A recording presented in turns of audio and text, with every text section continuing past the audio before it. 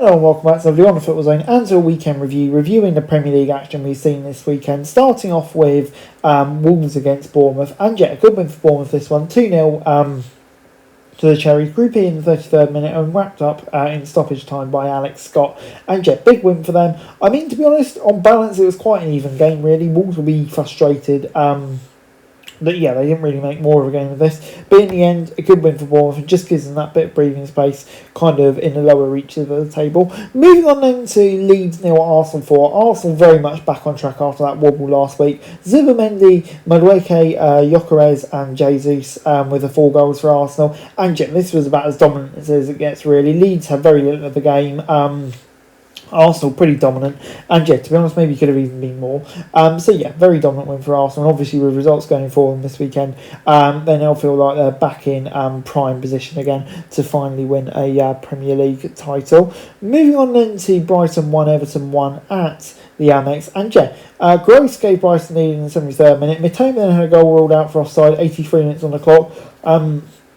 And Brighton were made to pay for that when Everton got a late equaliser, 90+7, Beto with a goal. And yeah, great result for Everton this, I would say, on the road. And yeah, fair play to them, they hung in the game and in the end got the point. Whether they deserved it or not, who knows. But yeah, the point is they got a result and they'll be absolutely delighted with that, I think. Moving on then to Chelsea 3, West Ham 2 at Stamford Bridge, and a dramatic comeback from Chelsea here. Bowen and Somerville gave West Ham a 2-0 lead, and that was still the case in the 57th minute when Pedro got one back, Cucurella made it 2-2, and then in 92nd minute, Enzo Fernandez. Late drama after that with Todibo getting a red card. But yeah, I mean, Chelsea, to be honest, they came back into it and played well in the end and got their just rewards after a poor first half. In the second half, a great performance by them, but West Ham will be gutted and leaves them with a lot of work to do. Moving on then to Liverpool 4, Newcastle 1 at Anfield, and it was Gordon who gave Newcastle the lead in the 36th minute, but after that Ekitike with 2, Wirtz with the 3rd and Konate with the 4th. And yeah, in the end I thought from a lot of what we saw here was kind of harking back to the old days of Liverpool, and that is a big performance after a big week for Liverpool in the Champions League as well. So hopefully there are signs of the shit kind of turning for the Arne Slotsman, but for Eddie Howe concerning. Moving on into Sunday's action, Forest 1, Crystal Palace 1, and it was Gibbs White in the 5th minute who gave Forest the lead. Nico Williams was sent off just before half time, and Ismaila Sarr converts the penalty from that.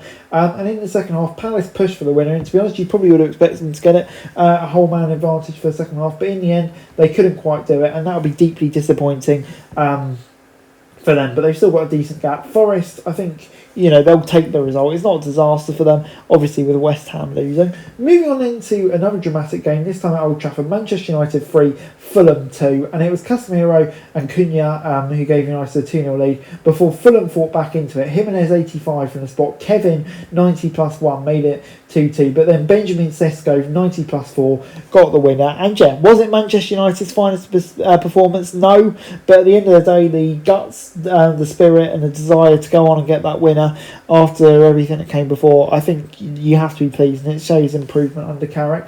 Moving on into a shock result as 10 men Brentford beat Aston Villa at Villa Park, and Charlotte got sent off in the 42nd minute for a bit of a stomp, bad tackle, and it was still 0-0 at that point. Ottawa then made it 1-0 just before half time. He still thought Villa would be okay, but no, Tammy Abraham had a goal ruled out, and after that Villa dominated the game but couldn't find a way through. An unbelievable defensive performance from Keith Andrews' side, but for Villa, I mean, that is such a damaging result for any title hopes they have, really, wasn't it? Moving on into Tottenham 2, Man City 2, and to be honest, it looked like City were cruising here. The crowd were really on the back of the Tottenham team heading into the second half when Shirky and Semenyo made it 2-0. Solanke, though, with 2 goals, of course, that incredible Scorpion kick, made it 2-2, and City didn't really know what hit them. I thought Tottenham played well in the second half, but Man City will be I think so frustrated that they let that game slip, in all fairness.